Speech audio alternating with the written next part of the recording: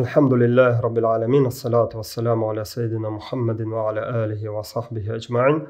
Selamu aleyküm ve rahmetullahi ve berekatuh. Muhterem Müslüman kardeşlerim, Allah subhanahu wa ta'ala en birinci şaratta köngül türlerimizden çıkan barlıq maqtav, şükrana ulug'lawlarыбыз bulsun. Peygamberimizge şen köngüllerimizden çıkan salavatlarыбыз ham selamlarыбыз bulsun. Esselamu aleyküm ve rahmetullahi ve berekatuh.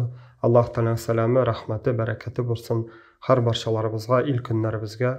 Indi Allah subhanahu wa ta'ala bizlerge iki dünyanın da baht saadetine erişip hayırlı ömürler bilen yaşarga nasip eylesin. Indi elhamdülillah Allah subhanahu wa ta'ala bizlerini şu dünyalıkka yarattı. Hem indi Allah subhanahu wa ta'ala bizni şu yeryüzüne halif olarak halif etip jiberdi. Hem indi karasa Allah subhanahu wa ta'ala şu yeryüzünde bulgan barşa can iyelerin, hatta canı bulmagan eyberlerin har barşasını adam balasına hizmet etu, adam balasına fayda, adam balasının yaşayışına fayda bulsun için deyip indi yoktan bar kıldı. Hem indi karasak Allah subhanahu wa ta'ala Kur'an-ı Kerim'de deydi. Ey adam bağları, men sizni şu yeryüzüne halif etip jiberdim.